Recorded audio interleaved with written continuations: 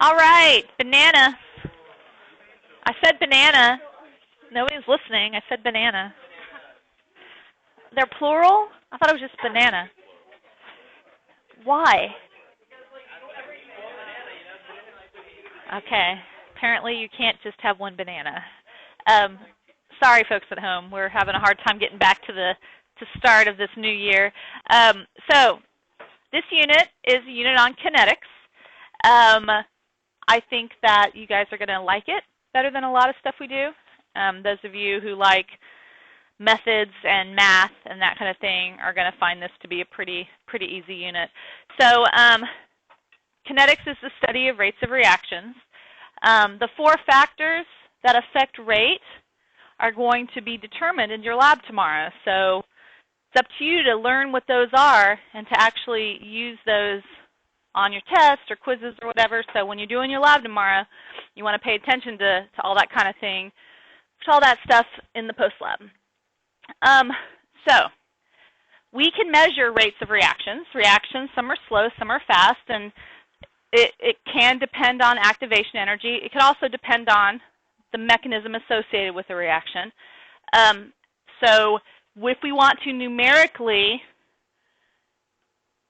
figure out rate, we can do it in the same way that we kind of do rates of cars. How do y'all find the rate of a car? What do you do? What do you measure? Distance over time, specifically, just displacement, delta, change in distance over time. So we could figure out rates of a reaction two different ways. We're not going to look at distance, because that's nothing to do with molecules. What we are going to look at is concentration.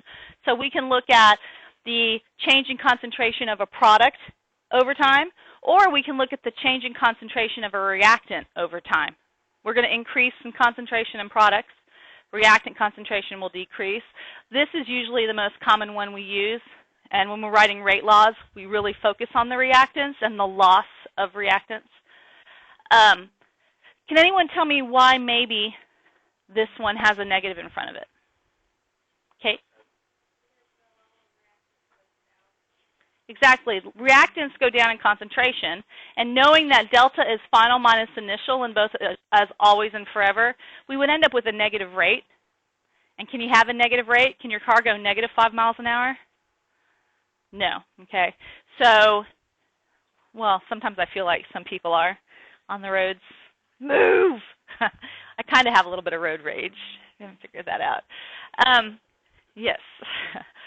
So, yeah, that's the only reason there's a negative there. You're never going to have to numerically do anything with these. What you're going to have to be able to do, though, is talk about rates relative to each other based on the coefficients in the balanced equation. Not only do these coefficients tell you that we have 2 of those to 4 of those to 1 of those, it also talks about the rates relative to each other. If this one decomposes, if 2 decompose to make 4 of these and 1 of these, isn't it fair to say that this one is produced twice as fast as that one is consumed? Yeah, because if at the moment this decomposes, we make 4 of those, that's going to be double the rate. And this one's going to be half as fast because when 2 of these decompose, we only make 1. So these coefficients are also relating the rates to each other. Now, this tends to get a little confusing, and I'm hoping that you'll understand it. We can express rates relative to one another by using those coefficients, and so we can arbitrarily choose one to express the rate in regards to. In this case, we're just choosing the rate of this reactant, and we want to make all the other rates equal to it. So if this one is twice as fast, how would I make its concentration, or its rate, excuse me, equal to this guy's? Divide it by 2. Do we see that? It's twice as fast, so to make them the same, I need to divide that by 2. This one is half as fast, so to make them the same, I have to do what? Multiply by 2. So that's what you need to understand here is we're looking at things that we're trying to make equal to each other. Yeah? So for this, you're trying to get it down to make them all match Right. We can arbitrarily, we can do the same thing for this. We can say, we can define this rate as concentration of NO2 over time, and then set the other ones equal to it.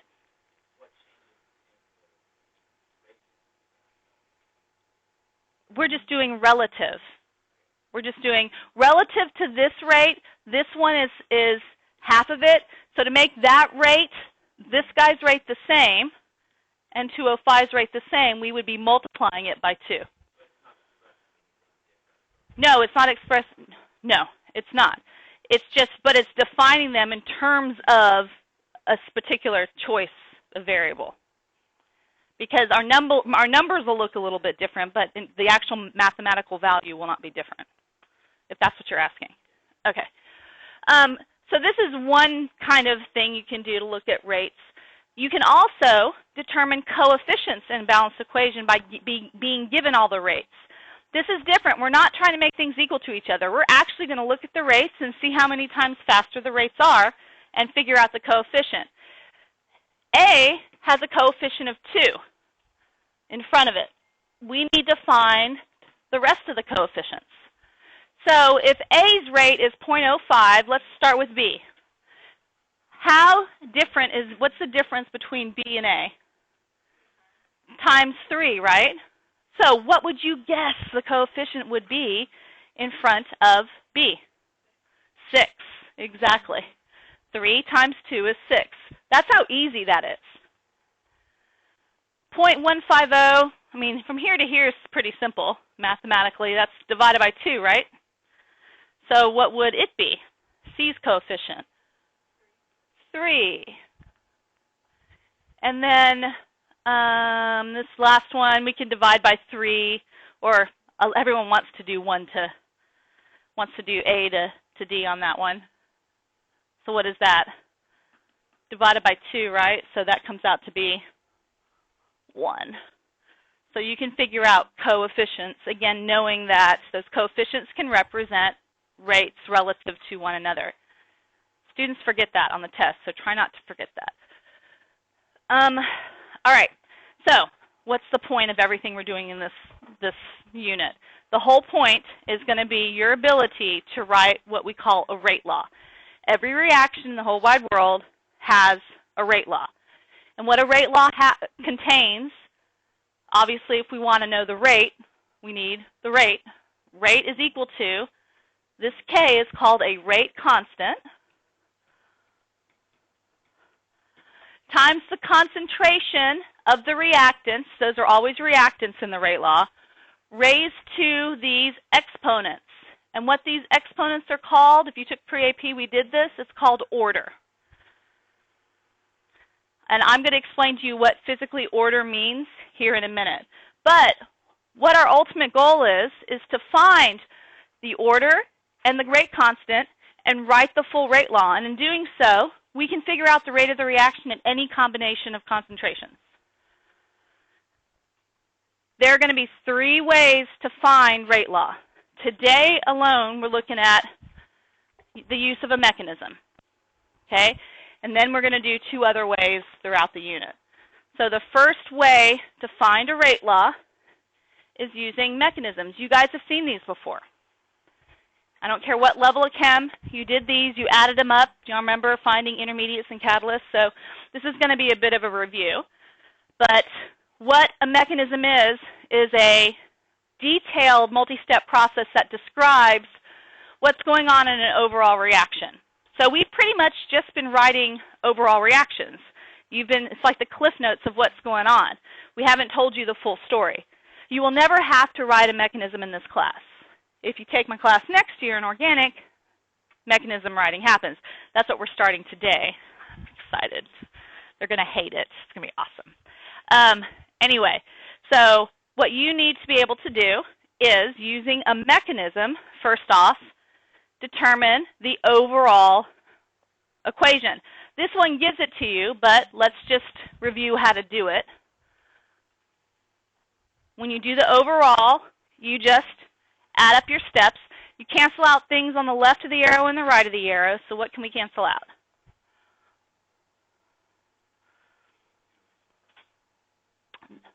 We have 2 OH minuses here and 2 of them here. What else? HOI, HOI. I think that's about it. So if we were to add up what's left over, we'd get H2O2 plus 2I minus plus 2H plus gives you I2 plus 2H2O. Does that match what they gave us? Yeah, so it looks like that's right. Now, another thing you need to be able to give me are intermediates and catalysts. Can anyone recall the difference between those two things? Both of them are things we cancel out, I'll tell you that. But there's a difference. No.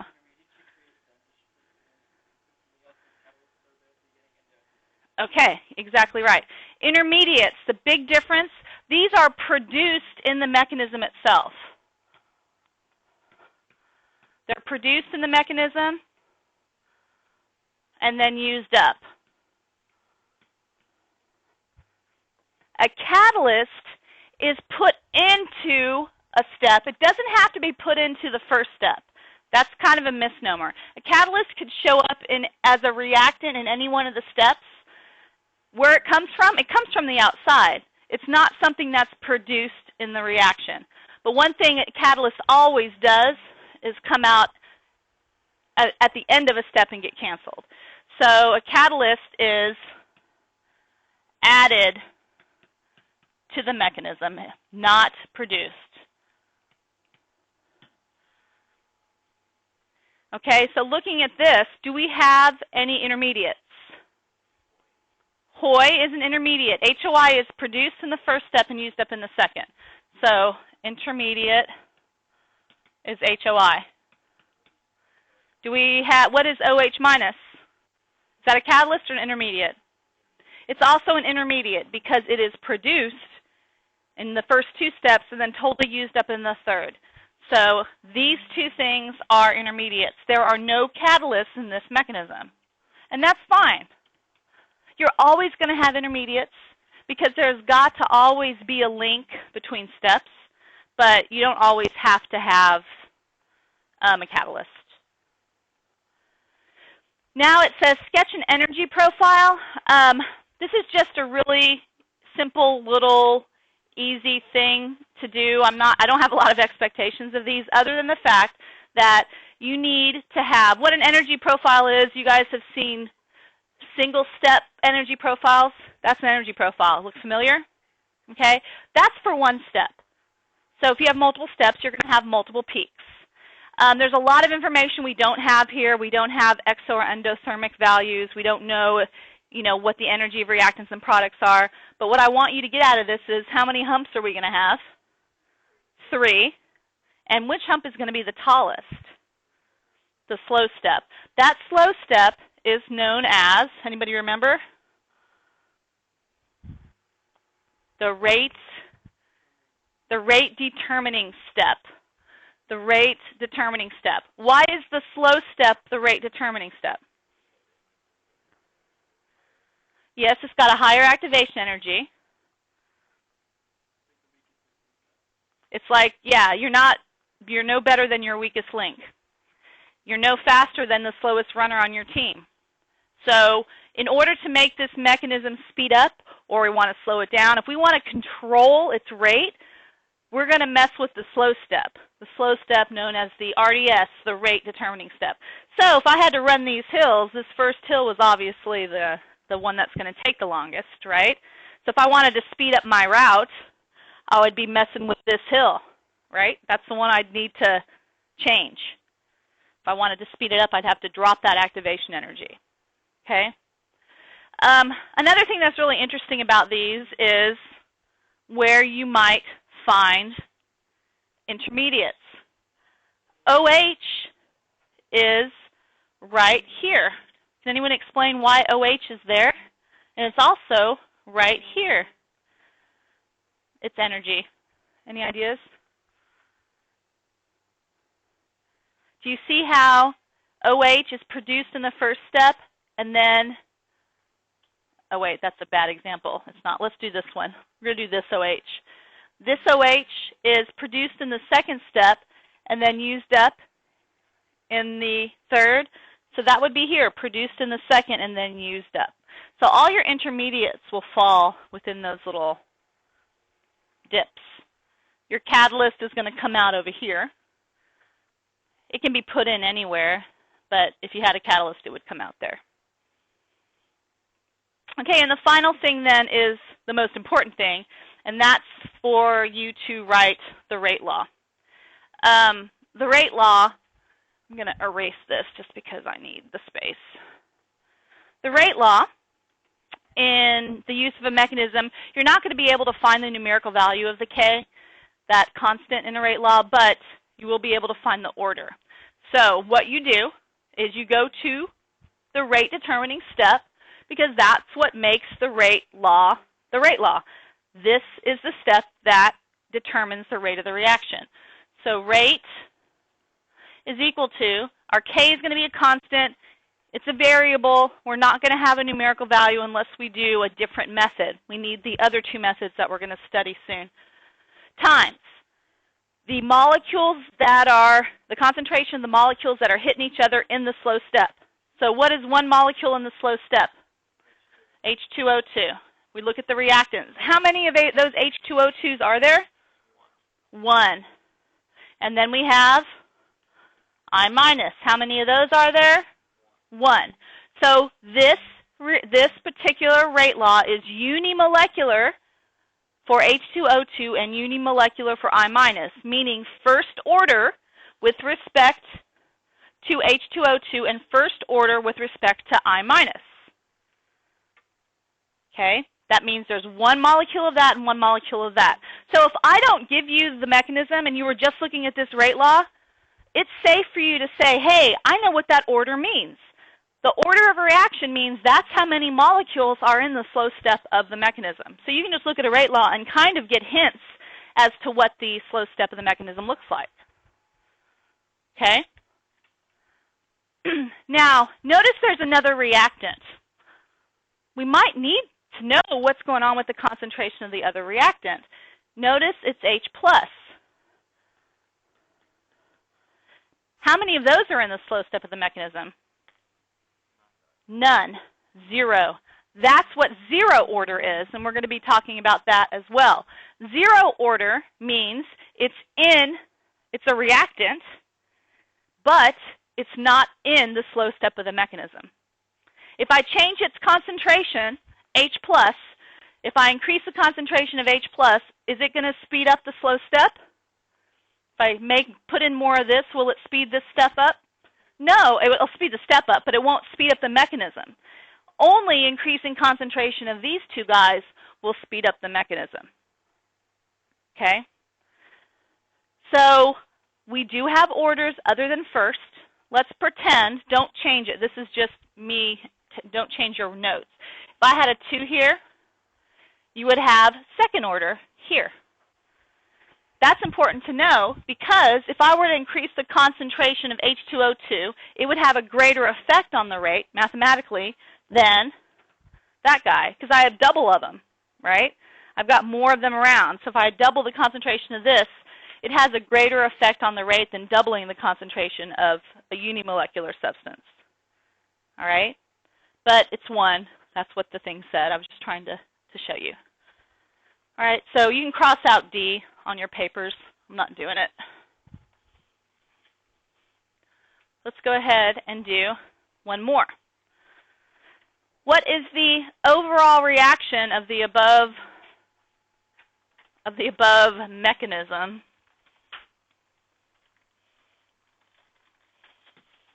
All right, let's do some canceling. What can we get rid of? What? Huber. Okay, what else? So 2 Hobers. Anything else? Oh, I think that's it. So, looks like we have 4 HBRs plus 102 gives you 2 Br2s plus 2 H2Os. What species are intermediates?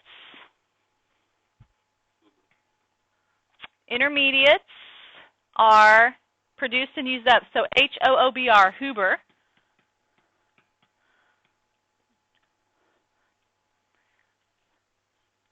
HOBR, H-O-B-R, is put in at the beginning of steps, and it comes out at the end. It's not produced in it, so what is HOBR?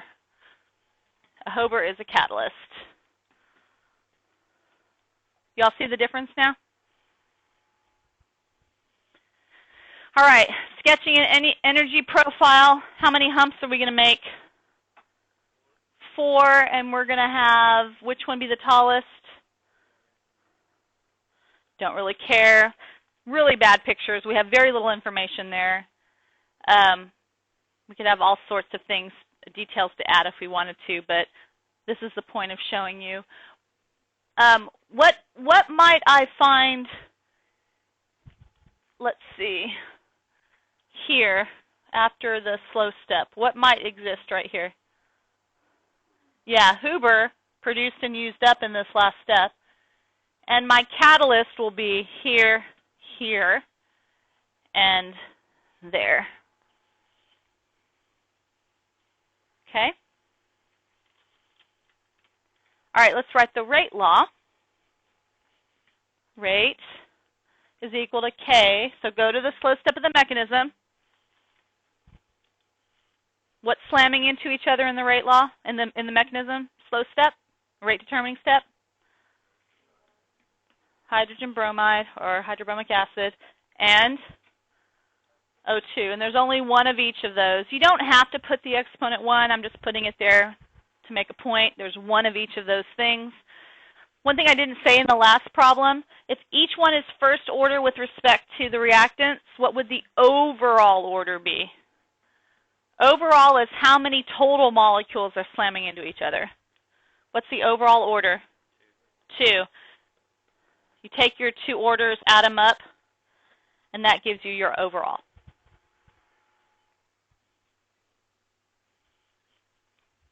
So let's look at this. This is an old problem from back in the day. It might even be the decade I took the AP exam. It's really old. The rate law for the following reaction was experimentally determined to be blah. Which of the following mechanisms is most reasonable? Explain your reasoning. So I say let's just write the rate laws for all of these mechanisms. The first one, how come it doesn't have a slow or fast on it? It's a one-step mechanism, so that's the slow step. So if we're going to go ahead and write the rate law, we say rate is equal to K times what? NO2. How many do we have? Oh, it's bimolecular with respect to that. And then F2 to the first. Does that match our experimentally determined rate law? No. All right, let's go to the next one. So here we have a 2-step mechanism. Go to the slow step. Write out rate is equal to K times NO2 to the first times F to the first. Close, but is it exactly matching our experimental value? Nope, because of that F. So last one, go to the slow step. Rate is equal to K times NO2 to the first times F2 to the first. Does that match? Yep, so C is your answer. Pretty easy? All right, last problem. Don't let this scare you. If you're not, I personally, when I first started doing this kind of thing, this problem freaked me out because I can't see exponents in my head very well because math is hard. Y'all know how I feel about math. So what you always want to lean on if you're confused about anything like this is, what is the skeleton of the rate law? What does every rate law look like? Every rate law looks like this with some sort of reactant raised to an order. Okay? So here the question says, when a certain substance's concentration is doubled, the initial of the rate of the reaction proceeds 8 times as fast. What is the order? So what I'm doing is this. Let's pretend this is 1 and this is 1. If the certain substance concentration is doubled, the initial rate proceeds 8 times as fast. What is the order? Third, 2 times 2 times 2. Some of y'all already probably figured it out in your head. And cool, good for you. Thumbs up. I can't do things like that. I like to see it. Okay, so just remember, you're going to lean on the skeleton of a rate law all the time for different things. Okay, that is it. So we covered the first way to find the rate law. Tomorrow we're going to talk about method of initial rates, which is the second way to find a rate law.